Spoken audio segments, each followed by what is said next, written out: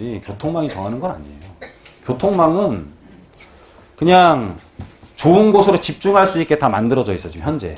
우리나라 국토 균형 발전이 안 되고 있는 이유 중에도 하나예요. 그냥 GTX고 뭐고가 다 도심으로 향하게 돼 있어. 용산이건 왕십리건 청량리건 삼성동이건 그냥 글로 집중을 시키는 거야. 못 사는 사람들이 외곽으로 나가라는 뜻이지 외곽이 돈이 엄청나게 오른다 잘못된 생각이라는 거지. 그 사람들이 나가고 싶어서 나갔어요? 그 사람들은 거기에 대한 집중, 도심에 있고 싶은 욕망이 큰 사람들이야 더. 그리고 집을 지금 늘릴 수 있는 게 다 외곽이야. 외곽이 집을 계속 늘리면은 외곽 쪽에 있어서는요 외곽 쪽에 있어서는 비슷한 상품들이 더 경쟁 상품이 늘어나는 거잖아. 아까 외곽 쪽은 본인의 위치를 한정짓지 않는다 그랬죠. 본인의 위치를 한정짓지 않으니까 새로운 도시로 떠난단 말이에요. 새로운 도시로 떠나면은 기존 도시는 어떻게 돼요? 동탄 지금 올랐다고 하지만 동탄 1기 신도시는 어떻게 돼 있어? 가격 안 오른단 말이에요. 네? 떠나는 거야. 떠나면은 그 자리는 더 소득 수준이 높은 사람이 들어와요? 낮은 사람이 들어와? 낮은 사람이 들어와. 더 슬럼화가 돼. 떠나면서 임대를 넣게 돼요. 임대 정책이 지금 굉장히 우리나라 외곽 지역을 슬럼화시키는 정책이야. 근데 100% 장담하는데 할렘가처럼 변하게 돼 있어요. 왜냐면 미국도 가보면 어떻게 돼 있냐면요. 일반 단일 건물에서는 안 하고 미국은 아파트에 대한 정책을 그렇게 쓰고 있어. 공동주택에 대한 정책을 어떻게 쓰고 있냐면 공동주택 소유자들끼리 세입자랑 협의를 봐요. 세입자랑 협의를 받고 거의 법에서 정해져 있어 그거는. 그래서 상승률이 정해져 있어. 기존 세입자들한테는 상승률을 거의 못 올려. 뉴욕 같은 데는. 근데 신규 들어오는 사람들한테는 올릴 수가 있어요. 그게 무슨 뜻이냐면요. 신규 세입자들한테 올릴 수 있기 때문에 얘가 떠나 안 떠나? 안 떠나는 거야. 집합 건물에 대해서는. 그러니까는 미국 아파트는 집합 건물이 슬럼화가 돼버리는 거야. 그냥. 무슨 말인지 가세요? 월세를 못 올리게 되니까 우리나라처럼 막 10년 동안 살게 냅둬버려 그냥. 지금 우리나라 지금 주택임대차보호법 4년에서 계속 늘리려고 그러잖아요. 예? 계속 늘리게 되면 어떻게 돼 지금? 예? 지금 막 계속 주택임대차보호법 늘리려고 하잖아요. 지금 2년인가요? 2년이잖아요. 2년에서 계속 늘리잖아 지금. 뭐 8년 동안 지금 뭐 또 준공임대는 또 5%로 낮춰놓고 있고. 그죠? 준공임대는 또 5%로 한정 짓고 있잖아요. 모든 사람들을 임대사업자로 돌려놓고서 임대료는 한정 짓게 되고 그러면은 우리가 신도시가 생겼을 때 떠난 자리는 더 슬럼한 사람들이 들어오고 또는 자기가 떠나기 위해서는 임차를 놔야 되는 경우도 발생을 하고 그 사람들은 훨씬 더 거기서 머무르고 외곽은 그런 현상이 생길 수밖에 없어요. 그럼 어떻게 돼 외곽은? 뭐 박살 나는 거야 그냥. 나중에. 가지고 안또 중앙계인데도 그것도 안 되겠네요. 뭐라고 잘 안 들리니까 나중에. 네. 그래서 한계 입지가 벗어나는 것들 우리가 일본 같은 데들 가봐도 한 30km가 넘어가는 데들은 거의 공가율이 높아요. 거의 공가율이 높고 공가율이 어느 정도 되냐면 거의 일본은 14% 정도 돼요. 14% 되면 일본이 뭐 잃어버린 20년 하면서 다 망한 것 같죠. 천만에 만만의 말씀이에요. 동경 같은 데 가보면 임대료 장난 아닙니다. 우리나라보다 한 2배는 넘어요. 가보시면. 그리고 매년 14만 호 이상 공급하는데 다 분양이야 도심에. 다 분양이에요. 한번 가보세요. 가보셔서 뭐 동경 아니라 오사카만 가보세요. 가보시면 신사이바시 이런 데 가보잖아요. 80년대 지어진 4평짜리 월세가 거의 100만 원에 육박을 해. 80년도에 지어진 방 4평짜리 원룸이. 한번 가보세요. 가서 한번 부동산들 찍어놓은 거 이렇게 한번 주거용이라고 써놨거든요. 걔네들. 한번 가서 보시면 알아요. 제가 언제 한번 기회 되면은 사진 다 찍어놓은 거 있거든요. 한번 보시면 돼요. 여하튼 간에 임대 소득을 나눠 가지는 구조를 가져야 앞으로 살아갈 수 있지 않겠냐. 그래서 너무 개발에 치중하지 마시고 부동산에 대한 시선도 좀 바꿀 필요가 있다라는 거죠. 그죠? 이건 좀 할까요? 이거 좀 어려운 내용이에요. 뭐 돈 벌면 세금 많이 낼 것 같아요? 한 달에 그냥 111만 원까지 세금 없다 이렇게 생각하시면 돼. 소득이 없는 사람이 한 달에 111만 원 벌면은 그냥 아무것도 안 번 사람으로 생각한다 이렇게만 알고 계세요, 그냥. 그래서 1년에 1333만 원 벌면은 피부영자 자격도 유지를 해요. 소득이 발생을 하면은 우리가 그 의료보험에서 빠지잖아요. 그렇죠? 의료보험에서 빠질까 봐 제일 겁나잖아, 막 아들이랑 헤어지는 줄 알아, 막 의료보험. 아들이 효도한 게 의료보험, 그죠? 그래, 안 그래. 한 달에 111만 원까지 소득 발생시켜도 돼요. 이건 좀 나중 얘기고 길거 가니까. 자, 용산 지역 보면, 지리적인 위치를 보더라도 서울시 전체 지도이고, 서울시 지도의 가장 가운데를 차지하고 있어요. 가장 잘 차지하고 있고, 이렇게 강이 이렇게 안고 가는 데 있죠? 서울에서 강이 확실하게 안고 가는 데가 압구정동이랑 이 용산밖에 없어요. 강이 안고 가는데, 네? 안쪽에 있는데, 그죠? 안쪽에 있는 데는 토지가 퇴적이 되는 곳이야. 바깥쪽은 물살이 더 세요, 안 세요? 우리 좀 쇼트트랙 하는 거 봤잖아. 바깥쪽이 더 빨리 달려야지 똑같이 달릴 수 있잖아요. 그죠? 그런 것처럼 바깥은 물살을 더 빨리 도는 것을 이렇게 같은 물이 가려면 더 빨리 돌아야 될 거 아니야. 그럼 이쪽에서는 물이 유속이 더 느리니까 이쪽은 흙이 쌓이는 곳이고 이쪽은 유속이 빠르니까 흙이 깎이는 곳이야. 풍수지리적으로 쌓이는 곳이 훨씬 좋은데 가장 좋은 데가 압구정동이랑 용산이에요. 생각의 전환을 달리해서 돈을 버는 거지. 이 압구정동 같은 경우도 이 현대 정주영 회장 팔당댐 만들 때 뭐 몇 년 공사잖아요. 그쵸? 소양강댐인가요? 팔당댐 그쵸? 소양강댐 만들 때 그 몇 년 건설회사가 먹고 살 수 있는 수준인데 현대는 거기에 관심이 별로 없었죠. 생각의 전환 그냥. 야, 그 댐이 생기면서 가장 수혜를 받는 땅이 어디냐? 다시 육지로 나오는 땅이 어디냐? 그래서 이거를 다 매입을 해서 현대중공업으로 쓰고 있다 아파트로 개발한 거 아니에요. 그러니까 생각이 좀 바뀌어야 돈을 버는 거야, 사실은. 네? 그래서 보면 지리적으로도 가장 좋은 데가 용산이에요. 그래서 용산은 특히나 이렇게 상담을 해보면 그냥 좀 이렇게 여유가 있는 분들은 용산에 하나 안 갖고 있으면 불안하대, 그냥. 네? 특히 좀 한남뉴타운 쪽, 주거지로서 한남뉴타운 쪽에 대한 관심들이 굉장히 많으세요, 일단은. 그러니까 있는 분들은 거의 대부분 샀어. 그리고, 증여를 하는 부분에 있어서도 자식한테 증여하는 방법이 굉장히 좋기 때문에 아파트보다 이 다세대 같은 경우가 훨씬 더 좋아요. 단독 다가구가. 지금 이제 정상화 시킨다고 하는데 아파트는 거의 주택 개별 공시지가가 매매가에 근접을 해 있어요, 아파트는. 한 80%, 90% 된단 말이에요. 근데 우리가 단독 다가구 다세대 같은 경우는 50%도 안 돼요. 재산세 내보시면 알아. 네? 매매된 금액, 우리가 실적인 거래되는 금액보다 훨씬 재산세 과표가 적어요. 근데 우리가 증여를 할 때 바로 사주면 매매 가격으로 잡히지만 이것도 하나의 팁인데, 이게 돈 받고 가르쳐 주는 건데, 팁인데, 1년 있다가 증여를 하게 되잖아요. 원칙은 시가야. 증여가. 근데 특정인과 거래해서 시가를 우리가 가늠을 어떻게 해요? 그죠? 그러니까는 이 개별 공시지가를 우리가 줬다라고 보는 거야, 그냥. 증여를 하게 되면 업무상으로는. 그러면은 가장 큰 단점은 뭐냐면 애가 낮은 금액으로, 내가 산 금액보다 낮은 금액으로 증여를 받을 수 있어서 애가 나중에 5년 있다가 이제 팔 수가 있잖아요. 5년 내에 팔면은 자기가 판 걸로 본인이 판 걸로 보는 거잖아. 5년 있다 팔 경우에 얘가 비과세 요건만 되면 상관없잖아, 사실은. 낮게 사도. 그러니까는 강남의 자녀들 증여용으로 한남뉴타운들이 굉장히 많이 매각이 됐어. 본인이 매입을 해서 나중에 주면 되는 거야, 그냥. 무슨 말인지 이해가세요? 그래서 부자들이 굉장히 손을 많이 대는 데들. 지금 아파트 지금 많이 오른 것도 자금이 글로 많이 와서 올랐잖아요. 지방에 있는 사람들이 이만 채 샀다며. 예? 그 서울로, 지방에서 움직여야 되는 돈이 서울로 오르니까 지방은 다 떨어지는 거고 서울은 올라가는 거 아니에요? 그 돈이 지방에서 미분양들도 없애줘야 되는데 지방에서는 안 움직이고 있고 서울로 다 올라와 버렸잖아. 그럼 결론은 돈이 모이는 곳에 돈을 번다는 거, 가격도 오르는 거고. 재건축 같은 경우도 있는 사람들이 투자를 하기 때문에 오르는 거잖아요. 근데 어제 방송 중에 무슨 장안동에 현대아파트 사도 안 사도 뭐 이런 거 있었잖아요. 보셨어요? 그 제가 뭐라 그랬어요? 가치가 있을지 모르겠지만 가치가 가격으로 변환되기는 어렵겠다, 그냥. 왜냐면 아무도 모르니까. 저도 처음 들었는데. 저도 처음 들었어. 저는 뭐 다 알고 있다고 생각하지 말았어요. 뭐 저를 거의 우체부 수준으로 생각을 하는데.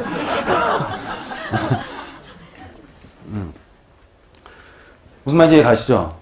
그래서 가장 전국구에 대한 개발의 특성을 갖고 있는 게 사실 용산이에요. 그 보시면은 그 지도가 보시자고요. 그래서 쭉 보시면 용산에 대해서 설명을 드리면은 뭐 강남 아파트 잡으니까 반작용으로 빌라고 해도 활발하고 일단 보겠어요. 자, 용산을 반으로 이렇게 쭉 자르면 얘 반포대교예요. 예? 용산의 공을 쭉 자르면 이제 반포대교랑 연결이 되는데 오른편은 사실 최고급 주거지야. 지금도 최고급 주거지지. 해밀턴 호텔 뒤편이나 이런 데들은 그죠? 이런 데들 최고의 주거지란 말이에요. 그리고 한남 뉴타운 최고의 주거지가 될 것이고 그리고 이쪽은 왼쪽으로 가면은 도시환경 정비 사업이라 그래가지고 상업과 주거의 기능을 같이 혼재시켜요. 상업과 주거의 기능을 같이 혼재시키면은 사업성은 되게 좋은 것처럼 보여 사실은. 사업성은 왜냐하면은 용적률을 높이 받으니까. 근데 시간이 지날 경우에 가격은 이쪽이 더 높아져요. 그래서 여러분들이 투자를 할 때도 사업성에 투자를 하느냐 입주자로 투자를 하느냐가 좀 달라. 무슨 말인지 가세요? 용적률이 되게 높은 곳에 투자를 했을 경우에는 우리가 투자자의 입장에서 관리처분 전에 지금 재개발은 매각을 해야 되잖아요. 지금 매입을 하면은 관리처분 끝나면 입주 때까지 갖고 있어야 되거든. 발의대 체크 이후에는 재건축은 조합 설립인가 재개발은 관리처분. 그러니까 아예 모르는 게 나아. 이게 좀 알잖아. 막 이게 막 섞여갖고 굉장히 위험한 거예요. 그쵸? 막 감기가 암으로 느껴지고 좀 의학 공부 좀 하면 막 아예 안 하는 게 낫다니까요. 공부는 할 필요가 별로 없어요, 사실. 그쵸? 그래서 까먹었네. 뭐라 그랬지? 여하튼 시간이 지나면 관리 처분 전에 사업성으로 가격이 굉장히 높아지는데 나중에 쾌적성이 훨씬 더 이쪽이 높아지겠죠. 오히려 용적률이 낮은 게 약이 되는 경우도 많아, 사실은. 용적률을 높여달라 막 애쓰는데 그게 약이 되는 경우도 많다라니까. 개포주공 같은 경우도 지금 많이 올라긴 했지만은 예전의 계획은 170%였어요. 예전의 계획은. 왜냐면은 서울은 이렇게 남동풍이 불거든요, 이렇게. 남동풍이 이렇게 불어. 남동풍이 부는데 개포를 딱 가득 빼곡하게 지어서 시뮬레이션을 했더니 서울시 대기환경이 뭐 2%가 나빠진대요. 네? 그럼 그걸 돈으로 한 사람은 어마어마한 거잖아요. 뭐 여하튼 간에 그런 것들을 지금 다 배제하고 지금 뭐 270%, 300% 가까이 지금 사업이 진행되고 있는데 나중에 거기 대모산이 있고 거기를 쾌적하게 만들었으면 훨씬 더 향후에는 더 가격도 나갈 수 있다고 좀 판단을 해요. 그냥. 물론 지금이야 조합원들의 당장의 수익성이 문제가 되긴 하겠지만 여하튼 그런 걸 아시고 투자를 할 때도 오래 끌 것이냐 단기적인 관리처분 전에 매각을 할 것이냐 판단해서 한번 그런 것들도 생각을 한번 해보시고 자 이쪽은 이제 저밀도 저층 개발이에요. 그래서 남산이라는 게 자리를 잡고 있고 그리고 이쪽은 고밀도 고층 개발 도시환경 정비 사업으로 보통 이루어져요. 그 구역별 재개발이 진행이 가능한 지역이지 여기는 사실 아무것도 아니야. 왼쪽 서계동만 지금 되고 있어요. 그래서 이쪽 쪽을 보시면 한남 뉴타운이 있고 고급주택지 그죠? 이번에 나온 사람 여기 살죠? 해방촌 그리고 동호암동이 있고 서호암동이 있는데 여러분들 투자를 하신다면 서호암동도 나쁘진 않은 것 같아요. 근데 여기가 숙대 있고 찍지 마세요. 한 명이 찍으면 막 다 찍으려 그래. 뭐 안 찍으면 뭐 이상해지는 줄 알아 본인이. 보세요 그냥.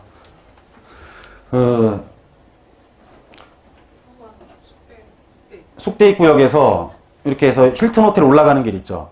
힐튼 호텔로 내가 올라가다가 오른쪽 방향은 개발이 아예 안 돼요.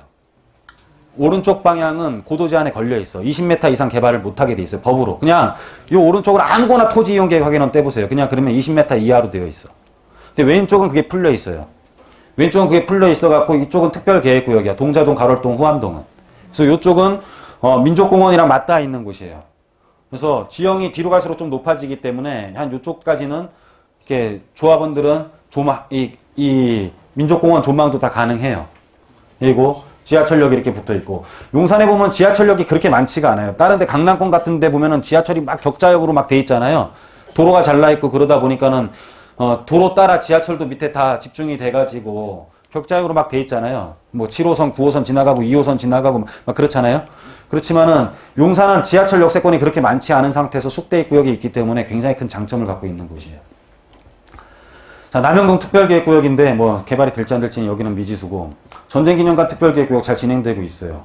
잘 진행되고 있고 여기 KT 있고 용산 우체국 있어요. 요 뒤편은 그냥 투자 안 하시면 돼.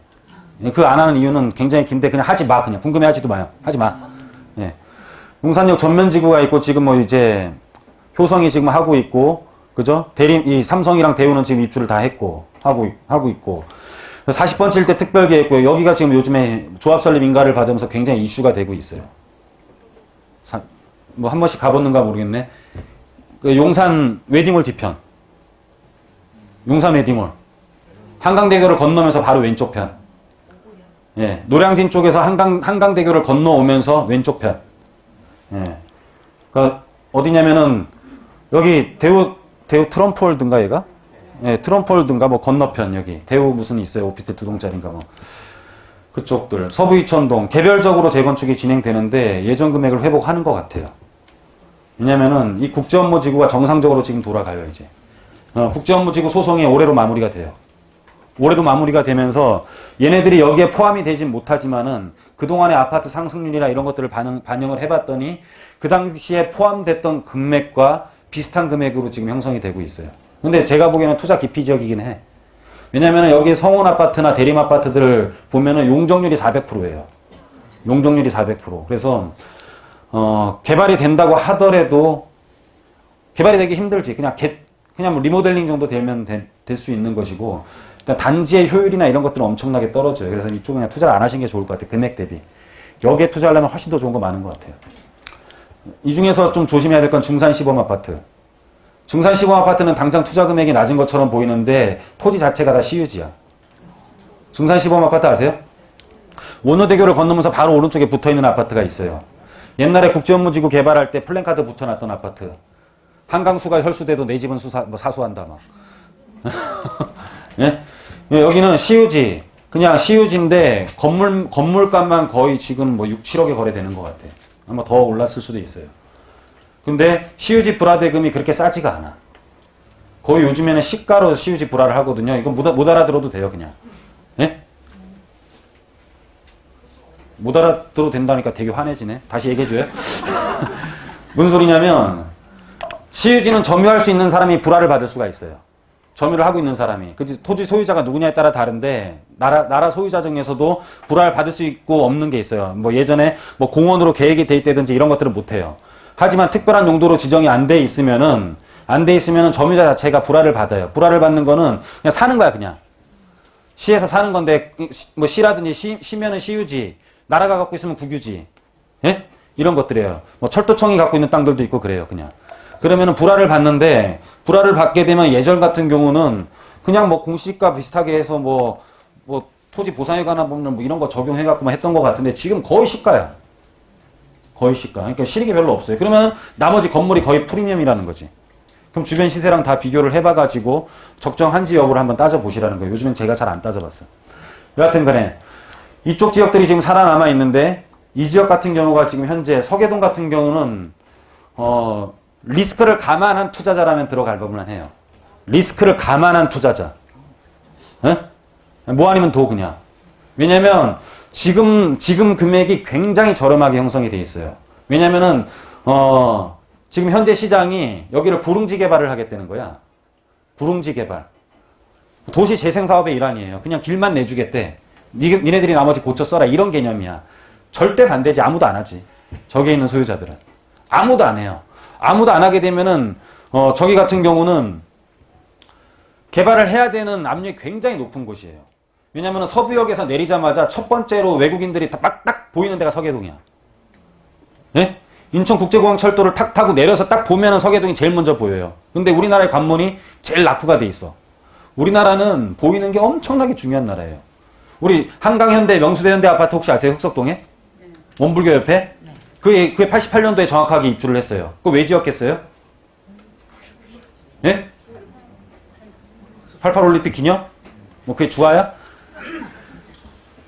올림픽대로를 만들어 놓고 이제 외국 사람들이 김포공항에서 지금 내려가지고 잠실운동장으로 가는데 흑석동이 걸려버리는 거야. 흑석동을 언제 개발해? 막어. 그래서 병풍처럼 지었던 거예요. 병풍처럼. 무슨 말인지 가세요? 거의 병풍이었지 그냥. 근데 그 정도로 지금 보이는 걸 중요하시는 나라에서 서계동이 개발이 안 되면은 개발을 해야 되는 방향으로 가야 될 거 아니에요. 한남뉴타운도 마찬가지였어요. 한남뉴타운 처음에 막 7층까지 짓고 뭐 12층 이상 못 짓고 막 그랬었단 말이에요. 근데 지금 어때요? 다 풀려 있죠. 여기도 마찬가지야. 그래서 풀릴 거라고 봐요. 100% 그거는.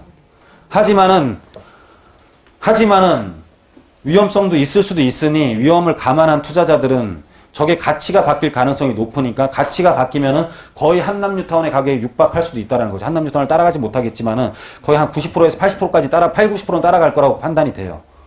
네? 그렇게 됐을 경우에 현재 가격이 3분의 1도 안 될걸? 3분의 1이 안 돼요. 현재 가격이 3분의 1도 안 되고 투자 금액은 5분의 1도 안 돼. 거의. 그래서 한번 들어갈 볼만은 해. 위험을 감안한 투자자들은. 나머지 임대료가 가장 높은 곳이 이 문배지구랑 이 문배동 일대 주상복합 일대랑 이 청파동에서 숙대랑 연결되는 곳이 가장 높아요. 유창공원 주변이. 나머지 용산은 다 개발지의 성격들을 갖고 있기 때문에 나머지 개발지의 성격을 갖고 있는 곳들은 가격은 엄청나게 올라 있는데 한남뉴타운 가격 엄청나게 올라 있죠. 한남뉴타운에 10억짜리 지금 다세 이 분리다세대 이런 것들은 화장실이 박혀 있는 경우도 되게 많아요. 세입자들 수준이 보통 보증금이 500인데 부동산 중개업소에서 물어볼 때 화장실이 안에 있어요, 밖에 있어요부터 물어봐요. 아직까지도. 그래서 세입자 수준이 굉장히 낮은데 임대료가 가장 높은 지역이 이쪽이 숙대 때문에 그래요. 숙대 대학생들, 특히 여자, 그죠? 여자에 맞는 집들도 이렇게 좀 이쪽이 가장 높아. 그래서 요 지역들에 대해서 한번 용산에 대해서 투자를 한번 해볼 만해요. 요 지역에 대해서. 물론 직접적으로 개발이 안 될 가능성도 높아요. 하지만 돈이 오르는 건 아까도 말씀드렸다시피 개발이 직접적으로 오르는 건 아니라는 거지. 꼭 개발이 돼야 오르는 건 아니에요. 그 옆에 있으면 올라가는 거예요. 우리 한남뉴타운 여기 있으면은 이 옆에 블럭 있죠? 이 옆에 블럭. 조그맣게 있는 블럭이 이렇게 있어요. 여기 뭐 회사 본사도 있고. 여기에 한번 지가 알아보세요. 엄청나게 높아요. 왜? 한남뉴타운 옆에 있으니까. 한남뉴타운 옆에 있는 한강진정 있는 데들 이런 데 한번 가보세요. 지가가 얼마인지. 단독 다가구 가격이 강남보다 훨씬 더 비쌉니다. 무슨 말인지 이해 가세요? 그런 것처럼 숙대 인근 같은 경우는 직접적으로 개발이 된다라고 하면 사실은 거짓말일 수도 있어요. 물론 시간이 굉장히 오래되면 될 수도 있겠지. 하지만은 개발이 된다라는 말씀 못 드리지만은 지가에 영향을 받는 건 사실이야. 용산이 개발이 되면. 하지만은 현재 임대료가 높기 때문에 가장 낮은 금액으로 접근을 해볼 만한데 그 이후에도 여러 가지 지금 호재들이 있어요. 지금 지가 상승이 가장 유망한 지역 중에 임대료가 가장 높은 지역인데 이 지역을 보면 숙대 주변 일종 지구단위 계획 구역이 수립이 되어 있어요. 그래서 구체적인 계획은 뭐냐면은 여기를 공동주택으로 개발하겠다라는 뜻은 아니고 이 가로수길 같은 경우도 지금 뭐 부동산값 2배 개발 아니잖아요. 그냥 상권이 변한 거잖아요. 예? 개발된 게 아니란 말이야. 뭐 공동 아파트로 개발되는 건 아니란 말이에요. 하지만 숙대 인근 노주거지 공연장 도시형 생활주택 들어온다면서 여기가 지금 숙대 인근 주택 개발이 이루어진다라고 지금 나와 있는 구역이 아까 이 지구단위 계획 구역이에요. 그래서 가장 낮은 금액으로 변화되는 곳에 투자도 해볼 만하다라는 거죠. 그게 이 지역이 6천만 원 투자 가능해요. 용산에 있는 호재들을 마지막으로 좀 살펴보면 삽들일만 남았다. 소속 막바지예요, 이제. 예? 용산 국제업무지구 소송이 막바지라 지금 뭐 우체국이고 뭐 중앙우체국이고 뭐고 다 이주를 했는데 지금 계속 나무들 자라고 있잖아요. 근데 가보시면 이제 모든 게 이제 개발이 되려고 대기 중이에요. 정비창 전면 개발 시작할 거고 용산 역세권 재개 늦어진다라고 했는데 3월까지 연장을 해가지고 3월달에 지금 마스터 플랜이 나올 예정이에요. 3월달 얼마 안 남았어요. 3월달에 마스터 플랜 계획을 수립을 해요. 정비창 쪽에. 주한미군 용산기지 일부 지역 폐쇄했고 미 대사관 이전 준비했고 사령부는 벌써 옮겼어요. 사령부는 평택으로 옮겼고 그러면은 민족공원이 되면 용산 전반적인 가격이 어떻게 되겠냐라는 거지. 아파트 단지 자체가 조경만 달라도 가격 차이가 확 나요. 커뮤니티 시설만 달라도 완전히 확 나고 조경도 아파트의 가격 굉장히 많이 좌우한단 말이에요. 근데 내 돈 안 들이고 80만 평에 대한 공원이 생겼어. 동네 땅값이 어떻게 될까요? 숙대주변 교육문화 이건 방금 말씀드린 거고 그리고 숙대부터 시작을 해가지고 수도요거 부지 이쪽도 다 개발이 될 예정이고 마지막으로 또 하나 더 보면 하나 빠뜨린 걸 보시면 용산 전체에서 눈 씻고 찾아봐도 좌측편에 있어서 이 철길이 지나가는 데 있어서 민족공원이랑 연결되는 곳이 두 군데밖에 안 보여요. 현재로서는 보면은 지금 이 삼각지역이 있는 이 도로랑 숙대부터 쭉 연결되는 도로밖에 안 되는데 여기는 차량 통행 도로고 여기는 보행 통행 도로예요. 그럼 향후에 상권으로 형성되고 가장 민족공원의 영향, 접근성을 가장 가질 수 있는 곳이 사실은 숙대 근처라고 보시면 돼요. 공원이 생겨도 남의 일이 아닌 곳이 숙대 근처야. 나머지는 공원 옆인 것 같지만 갈래야 못 간다니까. 무슨 말인지 이해 가세요? 갈래야 못 가. 그렇지만 이 용산 민족공원이 생기면 접근할 수 있는 자체, 보행으로 접근할 수 있는 가장 접근성이 좋은 것이 이 숙대 지하철역으로 해서 이 지하로 해갖고 통과되는 이 지역이란 말이에요. 그럼 민족공원이 생겼을 때 그 어마어마한 파워를 소액으로 가장 지금 접근할 수 있는 곳들이 아마 숙대인 것 같아요. 그 숙대의 소비성이 가장 높으니까는 당연히 뭐 전세나 월세 비율도 가장 높아요, 용산에서는. 이쪽들 한번 유심히 볼 것 같고. 그래서 부동산을 개발에 대한 시선들도 좋지만 개발이 안 되는 쪽에 있어서 소액으로 들어가서도 우린 투자를 할 수 있다라는 거고.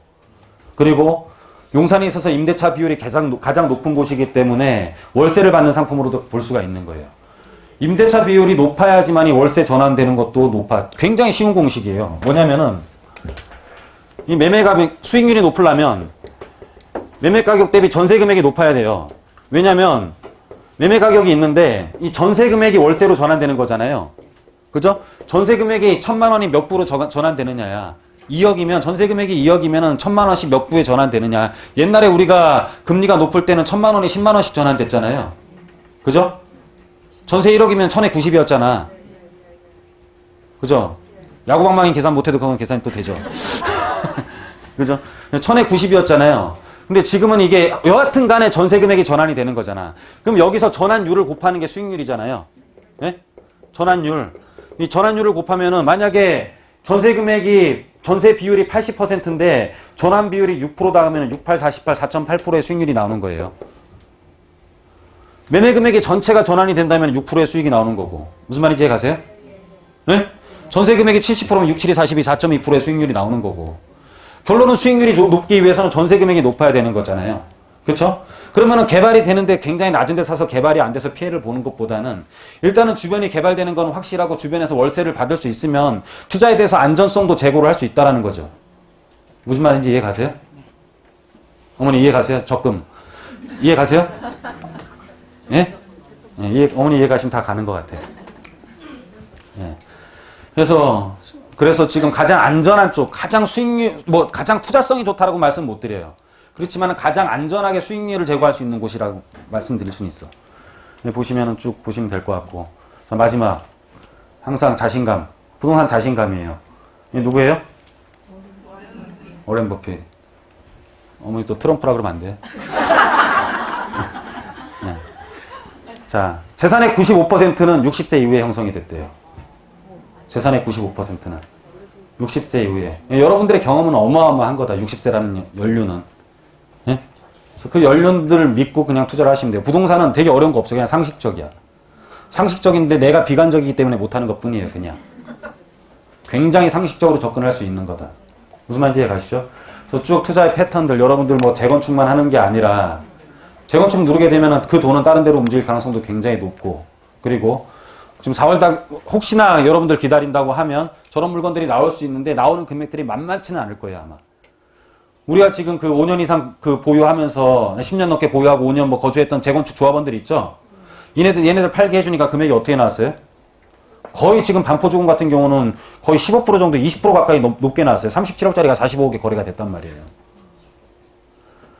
그래서 혹시나 기대를 한다면 나올 수도 있으니 한번 기대는 해보는데, 아마 기대하는 사람들은 제가 보기에는 또 개포대학 다니는 사람 같아요. 개포대학 한 6학년 예?